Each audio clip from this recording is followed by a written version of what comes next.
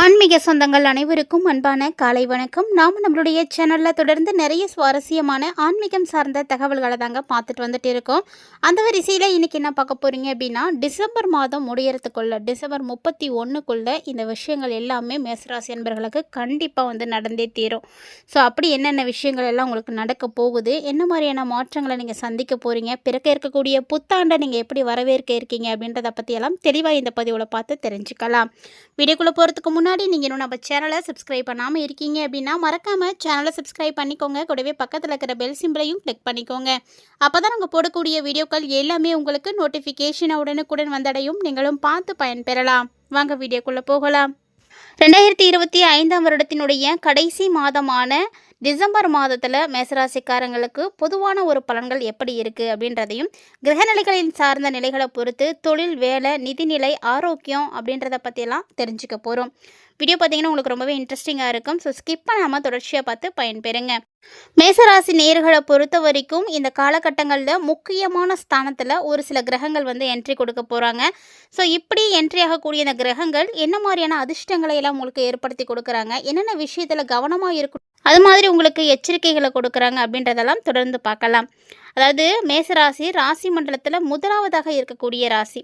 இந்த ராசிக்காரங்க பார்த்தீங்கன்னா பொதுவாகவே தேனீக்களை போல ரொம்ப சுறுசுறுப்பாக இருக்கக்கூடியவர்கள். எந்த ஒரு நிலையை கண்டும் துவண்டு போகவே மாட்டாங்க. தான் அப்படின்ற ஒரு கர்வம் இவங்கள்ட்ட அதிகமாகவே இருக்கும். அதே போல் அதிகமாக முன்கோபம் படக்கூடியவர்கள். ஆனால் இவங்கள மாதிரி ஒரு பாசக்காரங்களையும் பார்க்கவே முடியாது. ஸோ அந்த அளவுக்கு ரொம்பவே நல்ல குணாதிசயங்களோடு இருக்கக்கூடியவர்களுக்கு இந்த டிசம்பர் மாதத்தில் இருக்கக்கூடிய கிரகநிலைகள் எப்படி இருக்குது அப்படின்றத நம்ம பார்க்கலாம். ஸோ டிசம்பர் மாதத்தை பொறுத்த வரைக்கும் இந்த டிசம்பர் பிறந்த ஸ்டார்டிங்கில் பார்த்தீங்கன்னா 8வது வீட்டில் உங்களுக்கு சூரியன் வந்து சஞ்சரிச்சிட்டு இருந்தார். இவர் பார்த்தீங்கன்னா இப்போ டிசம்பர் 16க்கு அப்புறமா மாறி 9வது வீடான பாக்கியஸ்தானத்துக்கு வந்துட்டார். அதே போல் செவ்வாய் இந்த டிசம்பர் பிறந்ததுலேருந்தே உங்களுக்கு 8வது வீட்டில் தான் இருந்தாங்க. ஆனால் டிசம்பர் 7ஆம் தேதியிலேருந்தே பார்த்தீங்கன்னா பாக்கியஸ்தானத்துக்கு மாறிட்டார். குரு 3வது வீட்டில் வக்ரகதியில் தான் இருக்கிறாரு. ஸோ இதனால் தகவல் தொடர்பு, ஆவணங்கள், பயண முடிவுகள் அப்படின்றத எல்லாத்தையுமே நீங்கள் ஒரு முறைக்கு இருமுறை சரிபார்க்க வேண்டிய அவசியத்தை வந்து ஏற்படுத்தியிருக்காரு. அதாவது நீங்கள் எங்கேயும் போகிறீங்க அப்படின்னா அந்த இடத்துக்கு போகலாமா வேணாமா அப்படிங்கிறதையும் வந்து நீங்கள் ஒரு முறைக்கு 2 முறை யோசிக்கணும். தகவல் தொடர்பு, நம்ம ஒருத்தங்கள்ட்ட பேசுகிறோம் அப்படிங்கும் பொழுது அந்த விஷயத்தை அவங்கள்ட்ட பேசலாமா வேண்டாமா அப்படின்றதையும் நம்ம யோசிக்கணும். அவசரப்பட்டு வார்த்தைகளை வந்து விடக்கூடாது. ஸோ இந்த மாதிரியான விஷயங்களையெல்லாம் இந்த டைமில் நீங்கள் வந்து கண்டிப்பாக செக் பண்ணணும் அப்படின்றத குரு பகவான் உங்களுக்கு உணர்த்தக்கூடிய இடத்துல இருக்கிறாரு.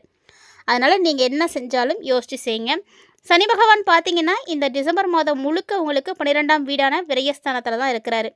ஸோ விரயஸ்தானத்தில் இருக்கக்கூடிய சனி பகவான் உங்களுக்கு ஒரு சில பிரச்சனைகளை வந்து கொடுப்பாரு. என்ன மாதிரியான பிரச்சனைகள் அப்படின்னா, உங்களுடைய ஒழுக்கத்தையும் நீண்ட கால வளர்ச்சிக்கான அடித்தளத்தையும் அமைத்து கொடுப்பாரு.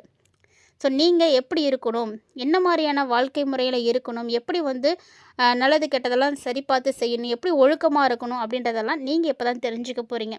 நம்மளுடைய நடத்தையில் தான், நம்மளுடைய செயல்பாடுகளில் தான் நமக்கு மரியாதை கிடைக்கும், கௌரவம் கிடைக்கும் அப்படின்றத வந்து சனி பகவான் வந்து உணர்த்தக்கூடிய இடத்துல இருக்கிறாரு. ஸோ அந்த மாதிரியான விஷயத்துலலாம் நீங்கள் வந்து இந்த டைமில் வந்து தெரிஞ்சுப்பீங்க. சனி பகவான் அந்த ஒரு விஷயத்தை உங்களுக்கு இந்த காலகட்டங்களில் புரிய வைப்பார். ஸோ இந்த கிரகநிலைகள் எந்தெந்த இடத்துல இருக்காங்க, என்ன மாதிரியான விஷயங்களை உங்களுக்கு வந்து அறிவுறுத்துகிறாங்க அப்படின்றதெல்லாம் பார்த்துருப்பீங்க. ஸோ இதிலேருந்து என்ன மாதிரியான விஷயங்கள் உங்களுக்கு அடுத்தடுத்து நிகழப்போகுது அப்படின்னு பார்த்தீங்கன்னா, இந்த டிசம்பருடைய முற்பாதியில் 8வது வீட்டில் பல கிரகங்கள் வந்து இருக்க போகுது. ஸோ பல கிரகங்கள் ஒரே இடத்துல இருக்கும் பொழுது கொஞ்சம் உணர்வுபூர்வமாக தான் இருக்கும். ஒரு சில சவால்கள் இருக்கும். மறைமுகமாக பிரச்சனைகளை வந்து கையாளுறது திட்டமிடுதலுக்கான ஒரு காலம் அப்படின்னு சொல்லலாம். ஸோ என்ன விஷயம் நீங்கள் செய்யணும்னு நினைக்கிறீங்களோ அதற்கான சரியான திட்டமிடல் இருக்கணும். இது எல்லாமே பார்த்தீங்கன்னா மாதத்தினுடைய முற்பாதியிலே வந்து நடக்கும். ஆனால் மாதத்தினுடைய பிற்பாதி போக போக 9வது வீட்டில் ஒரு சில கிரகங்கள் வந்து சஞ்சரிக்க போகிறாங்க. ஸோ 9வது வீட்டில் கிரகங்களுடைய சஞ்சாரம் இருக்கும் பொழுது உங்களுக்கு அது கண்டிப்பாக அதிர்ஷ்டகரமாக தான் இருக்கும். கண்டிப்பாக பின்னாடி வந்து உங்களுக்கு அதிர்ஷ்டத்தை வந்து கொடுக்குற மாதிரி தான் இருக்குது. அதாவது நீண்ட தூர பயணம், உயர்கல்விக்கான வாய்ப்பு, தொழில் வாய்ப்பு, தனிப்பட்ட வளர்ச்சியிலுடைய விரிவாக்கம், இது எல்லாமே பார்த்தீங்கன்னா உங்களுக்கு அதிகமாக நம்பிக்கையும் உற்சாகத்தையும் கொடுக்கும். ஸோ தன்னம்பிக்கையை வந்து வளர்த்து கொடுக்கும் அப்படின்னு சொல்லலாம். எக்கச்சக்கமான விஷயங்கள் உங்களுக்கு வந்து நடக்கும். அந்த மாதிரியான ஒரு நிலைமையை வந்து இந்த காலகட்டங்களில் கிரகநிலைகள் உங்களுக்கு உருவாக்கி கொடுக்க இருக்குது. ஸோ அடுத்ததாக நமக்கு முக்கியமானது அப்படின்னா நிதிநிலை. ஸோ பணம் எப்படி இருக்கும் அப்படின்றத நம்ம கண்டிப்பாக தெரிஞ்சுக்கணும். ஏன்னா ஒரு சிலர் பார்த்தீங்கன்னா, இந்த டிசம்பருடைய எண்ட்லேயாவது நமக்கு பணம் கிடைக்குமா? வருமானம் வருமா? நம்ம கொடுத்த தொகையாவது திரும்ப நம்ம கைக்கு கிடைக்குமா? அப்படின்ற மாதிரியான எதிர்பார்ப்புகள் இருக்கும். ஸோ அந்த வரிசையில் பார்த்தீங்கன்னா, டிசம்பர் மாதம் பிறந்ததுலேருந்தே பணவரவு உங்களுக்கு ரொம்ப நல்லாயிருக்கும். பணத்துக்கெல்லாம் பஞ்சம் இருக்காது. நீங்கள் கேட்டிங்கன்னா கூட கேட்டவுடனே கொடுக்குற மாதிரி தான் இருப்பாங்க. ஸோ அந்த இடத்துல ஒரு திருப்தி கிடைக்கும். கடன்களை அடைக்கிறதுக்கான சூழ்நிலைகள் உருவாகும். ஏதாவது ஒன்று செஞ்சு கடன்களை வந்து அடைச்சிடுவீங்க. சனியினுடைய சஞ்சாரம் இந்த காலகட்டங்களில் மிகப்பெரிய அளவில் முன்னேற்றங்களை கொடுக்கும். நிதி விவகாரங்களில் வந்து கட்டுப்பாட்டோடு இருக்கணும். ஒழுக்கத்தையும் கடைபிடிக்கணும். ஸோ ஒழுக்க நெறிமுறைகள் அப்படிங்கிறது ரொம்ப ரொம்ப முக்கியமாக இருக்குது மேசராசிக்காரங்களுக்கு. நீங்கள் செய்யக்கூடிய செயல்பாடுகளை வச்சு தான் உங்களுக்கு மரியாதை கிடைக்கும் அப்படின்றத மறந்துடாதீங்க. இதே இந்த மாதத்தினுடைய பிற்பாதியில் பார்த்தீங்கன்னா சுக்கிரன் தனுசு ராசிக்கு போவார். ஸோ தனுசு ராசிக்கு சுக்கிரன் போகிறதுனால முதலீடுகள் மூலமாக உங்களுக்கு அதிர்ஷ்டம் வரத்துக்கு வாய்ப்பு இருக்குது. ஸோ ஏற்கனவே ஏதாவது இன்வெஸ்ட் பண்ணி வச்சுருக்கீங்க அப்படின்னா அதுலேருந்து இப்போ நீங்கள் லாபம் பார்ப்பீங்க. ஏதோ ஒரு வகையில் நீங்கள் வந்து இன்வெஸ்ட்மெண்ட் போட்டு வச்சுருந்தீங்க அப்படின்னா அதுலேருந்து கண்டிப்பாக இந்த டிசம்பருடைய இறுதியில் உங்களுக்கு லாபம் கிடைக்கும். நிலம் இல்லது ஆக்கப்பூர்வமான விஷயங்கள் மூலமாக லாபம் கிடைக்கிறதுக்கு வாய்ப்பு அதிகமாக இருக்குங்க. ஸோ நீங்கள் ஏற்கனவே லேண்ட் எதுவும் வாங்கி போட்டிருக்கீங்க, இல்லை வீடு எதுவும் கட்டி வச்சுருக்கீங்க அப்படின்னா அதுலேருந்து உங்களுக்கு ஏதாவது ஒரு தொகை கிடைக்கும். இருந்தாலும் இந்த மாதம் டிசம்பருடைய நாட்கள் போக போக செலவுகளும் உங்களுக்கு இருக்குது. செலவுகள் எப்படி இருக்கும் அப்படின்னா கொஞ்சம் நிறையவே இருக்கும். அதனால் ஆடம்பர செலவுகளை எல்லாம் முடிஞ்ச அளவுக்கு வந்து தவிர்த்துக்கோங்க. அத்தியாவசிய செலவுகளை செய்கிறது தான் உங்களுக்கு வந்து புத்திசாலித்தனமும் கூட. இந்த காலகட்டங்களில் தொழில் மற்றும் வேலை சார்ந்த விஷயங்கள் எப்படி இருக்கும் அப்படின்னா உங்களுக்கு கொஞ்சம் சாதகமாக இருக்கும், அதே மாதிரி கொஞ்சம் பாதகமாக தான் இருக்கும். ஏன்னா மேசராசிக்காரங்களுக்கு தலைமை பண்பு, துணிச்சல் இதெல்லாம் வந்து இருக்கும். இந்த விஷயங்களை எல்லாம் பார்த்தீங்கன்னா உயரதிகாரிகளால் வந்து பாராட்டப்படக்கூடிய அளவுக்கு இருக்கும். ரொம்ப துணிச்சலாக செஞ்சாங்க அப்படின்ற மாதிரி உங்களுக்கு ஒரு பெருமை கிடைக்கும். ரொம்ப சுறுசுறுப்பாக இருப்பீங்க. ஆனால் அதே சமயம் வேலைக்கு பஞ்சமே இருக்காது. வேலைப்பளுவும் அதிகமாக தான் இருக்கும். இந்த வேலைப்பளுவு வந்து அதிகமாக இருக்கிறதுனால இதை கஷ்டம்னு நினச்சி நீங்கள் செய்யாமல் விட்டீங்க அப்படின்னா உங்களுக்கு கிடைக்கக்கூடிய பாராட்டுக்கள் கண்டிப்பாக கிடைக்காது. எவ்வளோ கஷ்டம் வந்தாலும் பரவாயில்ல செஞ்சுக்கலாம் அப்படின்னு நீங்கள் நினச்சி செஞ்சீங்க அப்படின்னா உங்களுக்கு எல்லா வகையிலையும் வெற்றி இருக்கும். எல்லாத்தையும் முடிச்சு காட்டி நீங்கள் நல்ல பேரும் வாங்க முடியும். இதே வியாபாரம் செய்யக்கூடிய மேசராசிக்காரங்களுக்கு இந்த காலகட்டங்களில் கண்டிப்பாக கடினமான உழைப்பு தேவைப்படுது. நீங்கள் கஷ்டப்பட்டு உழைச்சிங்க அப்படின்னா தான் வியாபாரம் நல்லா நடக்கும். அதன் மூலமாக நல்ல பலன்கள் வந்து பார்ப்பீங்க. அதாவது முதல் பாதியை விட 2ஆம் பாதி நல்லாயிருக்கும். ஸோ டிசம்பர் 15 விட டிசம்பர் 15க்கு அப்புறமா அந்த 31க்குள்ளே உங்களுக்கு இன்னும் வந்து நல்லாயிருக்கும். ரொம்ப சிறப்பான விஷயங்கள்லாம் நடக்கும். ஆரோக்கியம் அப்படின்றது கொஞ்சம் கவனிக்கப்பட வேண்டிய இடத்துல தான் இருக்குது. 5வது வீட்டில் கேது இருக்கிறதுனால கல்வி பயிலக்கூடிய மாணவ மாணவிகள்லாம் கொஞ்சம் சவாலாக இருக்கும். உங்களுக்கு படிக்கிறதுக்கு வந்து ரொம்ப கஷ்டமாக இருக்கும். இருந்தாலும் ட்ரை பண்ணுங்கள். குருவினுடைய நிலை வந்து நல்லா இருக்குது அப்படின்றதுனால எந்த டாக்குமெண்ட்டாக இருந்தாலும் நீங்கள் ரொம்ப ரொம்ப ஜாக்கிரதையாக வந்து இருக்கணும். ஸோ கவனத்தோடு இருக்கணும். 2ஆம் பாதிக்கு அப்புறமா அதிர்ஷ்டஸ்தானத்தில் பலத்தில் உங்களுக்கு உயர்கல்வி இருக்குது. ஸோ அதனால் உயர்கல்வி பயிலணும் அப்படின்னு முயற்சி செய்யக்கூடியவங்களாம் 2ஆம் பாதிக்கு அப்புறமா முயற்சி பண்ணுங்கள். டிசம்பர் 15க்கு அப்புறமா நீங்கள் முயற்சி பண்ணிங்கன்னா கண்டிப்பாக உங்களுக்கு அது சாதகமாக மாறும். டிசம்பர் 16க்கு அப்புறமா சூரியனுடைய சஞ்சாரம் உங்களுக்கு உற்சாகத்தை கொடுக்கும். நோய் எதிர்ப்பு சக்தி அதிகமாக்கி கொடுக்கும். செவ்வாயும் பார்த்திங்கன்னா நல்ல ஒரு ஆற்றலை வந்து கொடுக்க போகிறாரு.